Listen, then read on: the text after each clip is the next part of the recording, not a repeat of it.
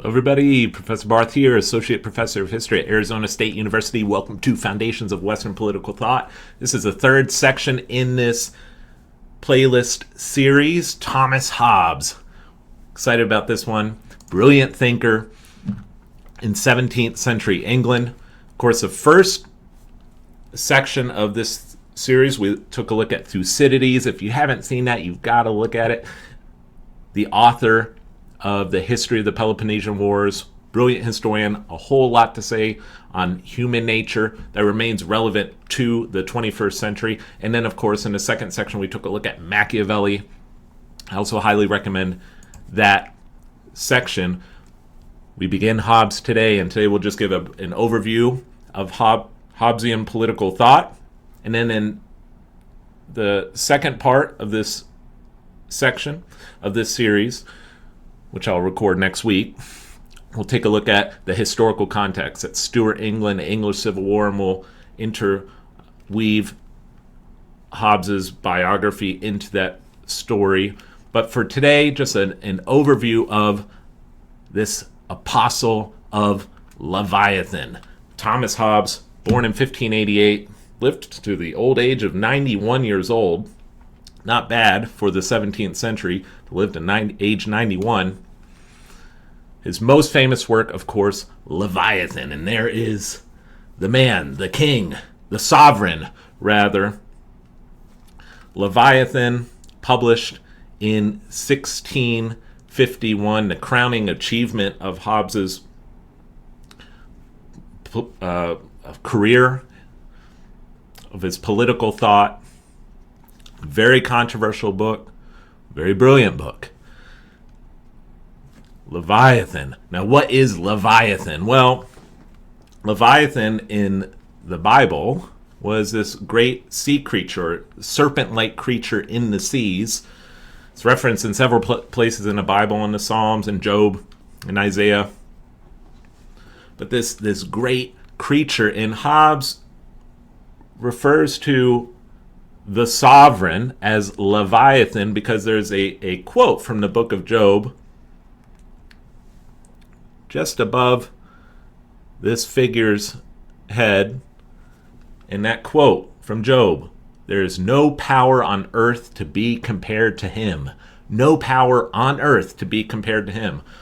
What was being spoken of here in the book of Job? Well, Leviathan, this great sea creature. Hobbes wishes to take that description, or he takes that description of this sea creature and applies it to the sovereign. And of course, this is one of the great front pieces of 17th century literature. Very, very famous front piece. The sovereign, pictured here, this immense, gigantic crowned figure overlooking a vast landscape. There's no dispute, he's the sovereign. He's got a sword in one hand and the bishop's staff in the other. And then, interestingly, his chest, his torso, his arms consist of the living bodies of a few hundred people. And these people are all facing away from the viewer. Their backs are toward the viewer and facing the crowned figure, the sovereign. Well, what is the thesis of Leviathan? According to Hobbes, a stable, free, secure, prosperous, peaceful, and orderly society requires an absolute sovereign. And that sovereign can be a king, it can be an assembly. The sovereign can take many forms, but there must be an absolute sovereign. There must be a strong and robust central authority in order to hold society together and to prevent it from collapsing, from plunging into utter chaos, into anarchy and civil war. One of the reasons why in the second video of this series we will examine the historical context, it's important to note that Hobbes lived in an era of great political instability in early Stuart England. The Stuart kings, first James I and then Charles I, constantly at war with Parliament. Then, of course, the English Civil War erupted in 1642. King Charles I was beheaded in 1649, and through the rest of the 1650s, England was ruled without a king and without a House of Lords, the English commonwealth. That lasted for only a decade, and then in 1660s, the monarchy returned. Okay, and then in a century before that, you had Henry VIII, need I say more, Queen Mary, all the bloody wars of religion. So Hobbes is living in a time of great political turbulence, of tumult. And as Hobbes sees it, if you want to avoid anarchy and civil war, you must have an absolute sovereignty, one way or another. That's the only way to guarantee stability, peace, and order. Now, why? Well, Hobbes argues that in a state of nature, that is to say, in the absence of civil government, what do you have? You have chaos. You have no chance at commodious living. We'll have a whole video, I think it'll probably be part 3, on the Hobbesian state of nature. He has a whole lot to say about the state of nature. And the state of nature isn't pretty. It's anarchy. There's no order.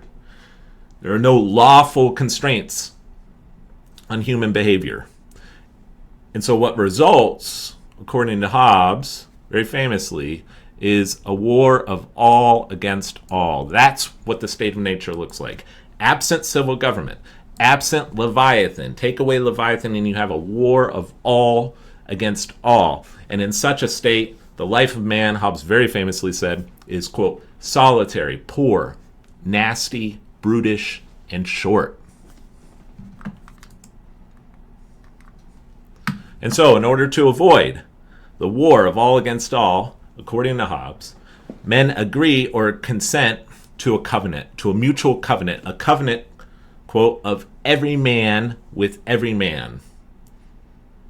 And under this covenant of every man with every man, each individual within that civil society, what's now become a civil society via that covenant, each individual surrenders rights for the sake of protection.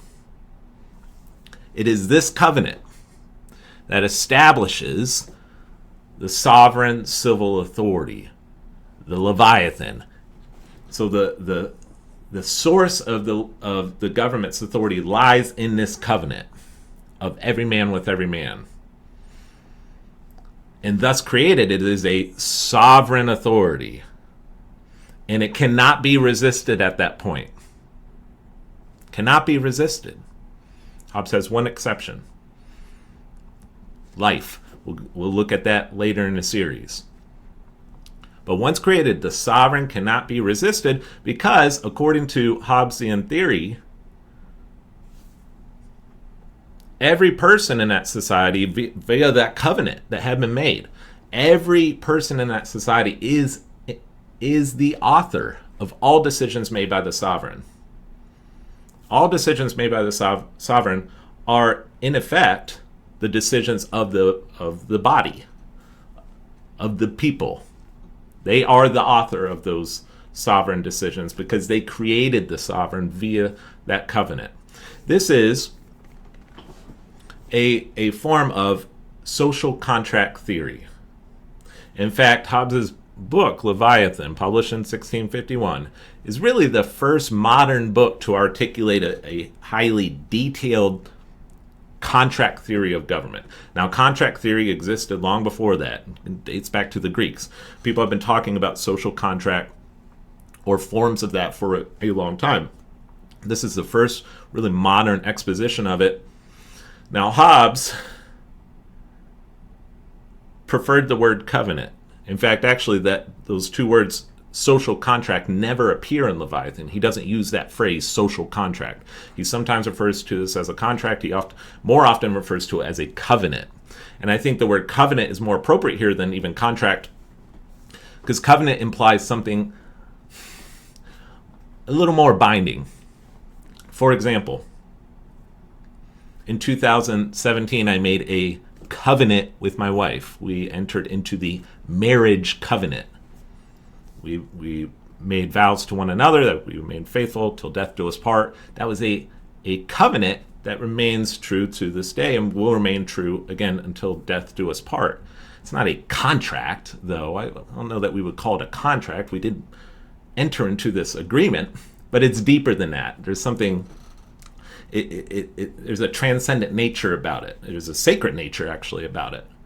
And so covenant is a more appropriate term for what Hobbes is describing here. This mutual covenant of every man with every man, but this is a form of social contract theory. And in the introduction to Leviathan, Hobbes describes this sovereign.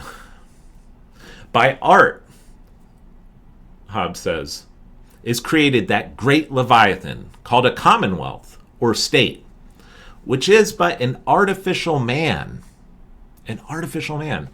though of greater stature and strength than the natural, for whose protection and defense it was intended, and in which the sovereignty is an artificial soul, as giving life and motion to the whole body.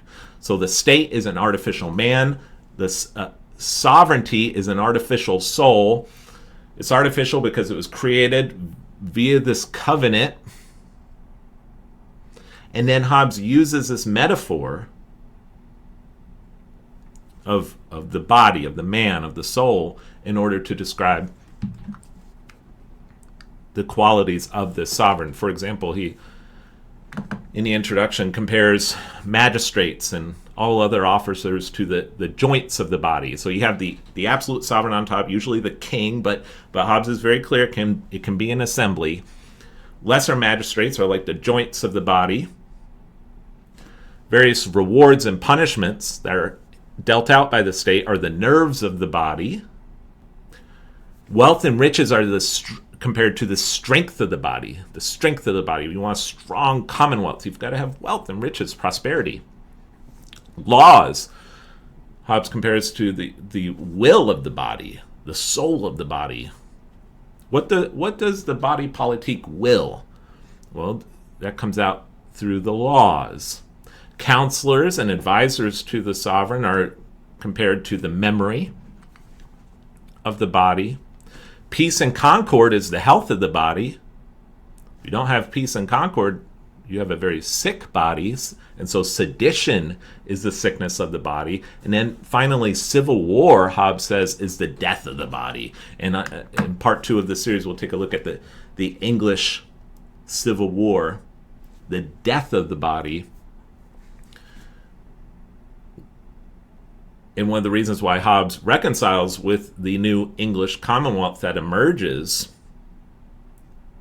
in 1651 is because he views the conclusion of the Civil War as the death of the old body, and now there's a new sovereign, and Hobbes reconciles with that sovereign, even though it's not a king, it's a council of state. Hobbes reconciles with him as the true sovereign. So Civil War, the death of the body.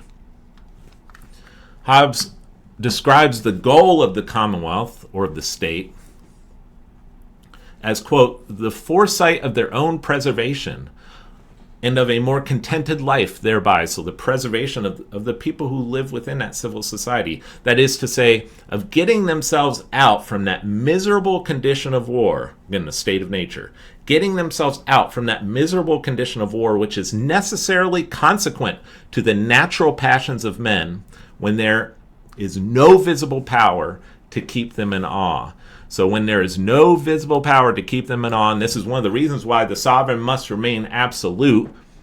If the sovereign is not absolute, it will not keep the people in awe. The Bible talks a lot about the fear of God. The fear of God is a very good thing. You should fear God. And in the same manner, you should fear the sovereign, sort of this reverent respect, this awe, and also this feeling, I don't want to violate the laws of this sovereign. But without that sovereign, without that visible power to keep them on all, you have this state of nature, that miserable condition of war. Which it's inevitable that you're going to get this in a state of nature. It is necessarily consequent to the natural passions of men. No, this visible power will keep them in awe and will check those natural passions of men, and thus help get the people out from that miserable condition of war. And so Hobbes says, quote, "The office of the sovereign, again, be it a monarch or an assembly, consisteth in the end for which he was trusted with the sovereign power, namely the procuration of the safety of the people." So there's this reciprocal obligation at work. The sovereign is entrusted with this objective of securing the safety of the people, procuring the safety of the people, to which he is obliged by the law of nature. This is not optional for the sovereign. The sovereign must work for the safety of the people, and to render an account thereof to God, the author of that law, and to none but him. Here we have, in part 2 of this series, we'll look at divine right of kings. Hobbes veers quite radically from divine right of kings at points, but then at other points there's quite a lot of overlap between Hobbesian political theory and divine right of kings. Hobbes says, look, the ruler will give an account to God for this job, but it is only God who will be the judge. Only God will be the judge of that sovereign. The people are not to be the judge of that sovereign. The sovereign cannot be resisted. If the sovereign can be resisted, then it's not an absolute sovereign. And you must have an absolute sovereign to procure safety, order, peace, prosperity, etc. But by safety here, Hobbes continues, is not meant a bare preservation, but also all other contentments of life.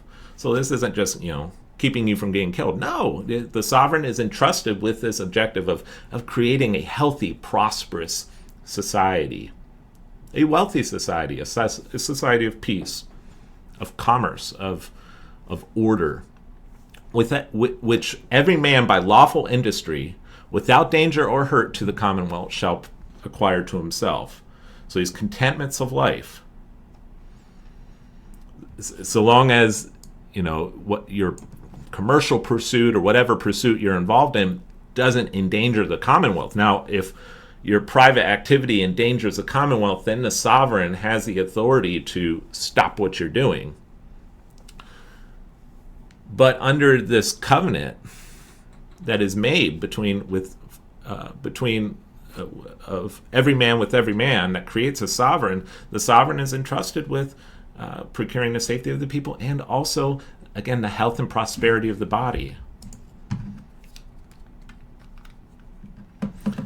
Nothing the sovereign representative can do to a subject, on what pretense soever, can properly be called injustice or injury, because every subject is author of every act the sovereign doth. This might be one of the more controversial, maybe the most controversial part of Hobbes's theory, that, again, every act that the sovereign does is, in effect, the action of each and every subject.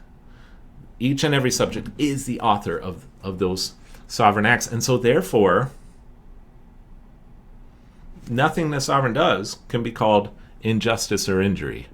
Again, the sovereignty is absolute. Now, again, there is an exception here, the right to life. We'll look at that later. The sovereign cannot command you to just kill yourself and you have to, I have to obey my sovereign. No, there is that exception built in. We'll elaborate on that more. But in virtually all cases, the sovereign, whatever the sovereign does, cannot properly be called injustice, and every subject is in fact author of those acts. Now, Hobbes in the dedication admits that this is going to be a controversial work. He says, quote, "I know not how the world will receive it, nor how it may reflect on those that shall seem to favor it. For in a way, beset with those that contend on one side for too great liberty, and on the other side for too much authority, 'tis hard to pass between the points of both unwounded. This is a great quote. So, and to state it differently, you have two extremes here, as Hobbes sees it. You have one extreme that contends for too much liberty. Well, what do you have if you have too much liberty? You have chaos, anarchy, sedition, war, discord. On the other side, you have those who contend for too much authority. Just, the sovereign doesn't owe anything to the people. Like a Stalin-like figure. Perhaps here he may have in mind divine right of kings, elements of divine right that Hobbes disagreed with, and he has his disagreements with divine right of kings, as we'll see in the next part of our series. But it's a great quote because it's true. It's difficult to navigate between these two extremes of too much liberty and too much authority. How do you find that sweet spot? Hobbes says, amongst masterless men, there's perpetual war of every man against his neighbor. You have to have a sovereign. You have to have a sovereign. It is an easy thing for men to be deceived by the specious name of liberty. Great quote. The specious name of liberty. That word liberty can be very alluring. And liberty is great, okay? But you can take it to an extreme, and when you take it to extreme, you don't have true freedom. You don't have true freedom. What you have is anarchy, discord, and civil war, at least according to Hobbes. Now, Hobbes shares a lot in common with Machiavelli. We looked at Machiavelli earlier last year as part of our Foundations of Western Political Thought series. I described Machiavelli as the founder of modern political thought. He introduced realism into politics, and that Machiavelli severed politics from morality, from virtue, from philosophy and theology. There's a lot of overlap here with Hobbes. Hobbes is very much a realist. Hobbes severs politics, and especially the origins of the state, from theology. He doesn't explain the origin of the state by making references to God. He gives a material explanation and justification for the origins of the state and for the origins of sovereignty.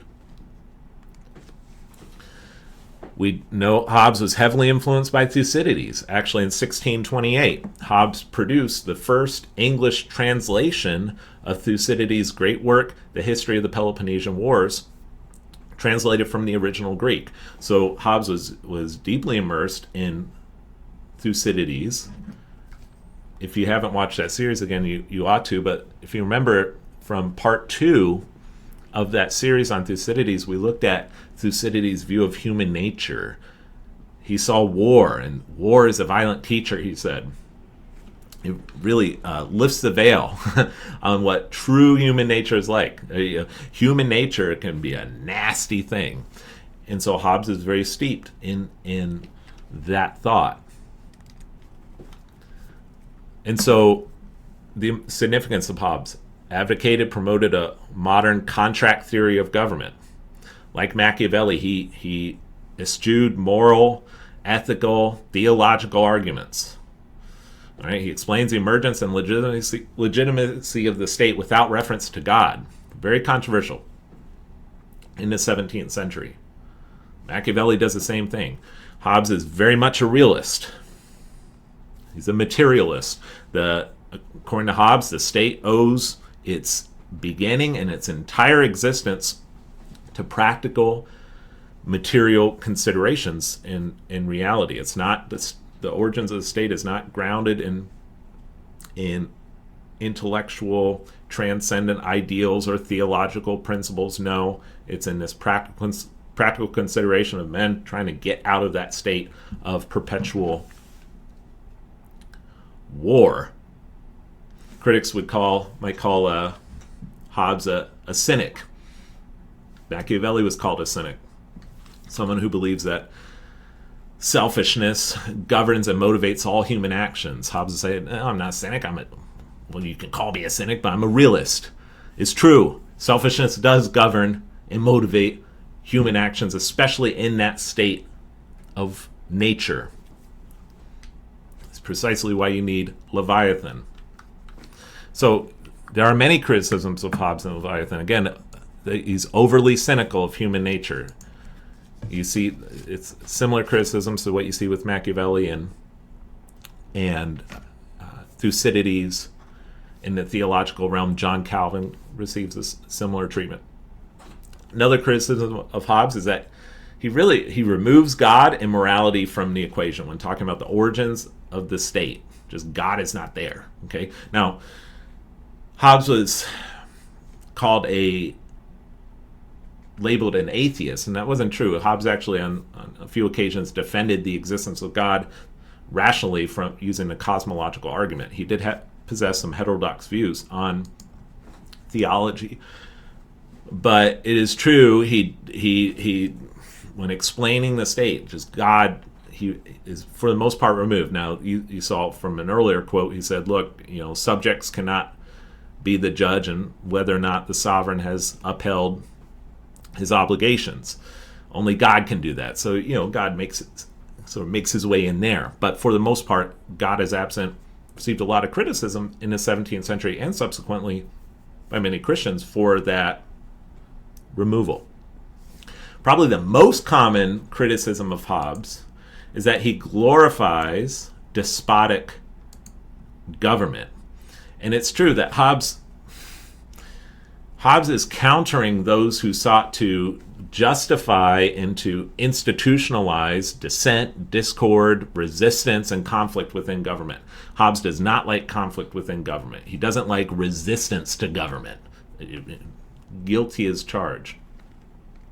Government should not be disorderly. Hobbes says it must be orderly. Sovereignty must be absolute. Otherwise, it's not truly sovereign. For this reason, libertarians really don't like Hobbes. Not liked by libertarians. On the other hand, conservatives and thinkers on the right tend to admire Hobbes, as they should. On the other hand, and Hobbes got a lot of criticism for this among monarchists and divine right types, Hobbes very controversially asserted that the authority of the ruler rests upon the consent of the governed. Interesting. And so, Hobbes, he demonstrated that it was in the interests of rulers to promote the well-being of their people. So yes, you're an absolute sovereign, but you should promote the well-being of your people. But most controversially of all, your authority rests exclusively on the consent of the governed. Look at this quote from Hobbes. The authority of all princes, this is in Leviathan, the authority of all princes must be grounded on the consent of the people. The consent of the people and their promise to obey him. So, in Hobbes, what we find is this complex amalgamation of liberal and illiberal elements, and while remaining quite cohesive at the same time. Now, Hobbes, you see the dates there, 1588 to 1679. Next video, we're going to look at the historical context.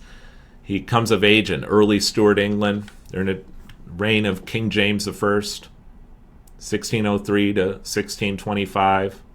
Then King Charles I came king in 1625. That led into the English Civil War, which, during the early parts of the 17th century, the Stuart kings in Parliament were increasingly at odds.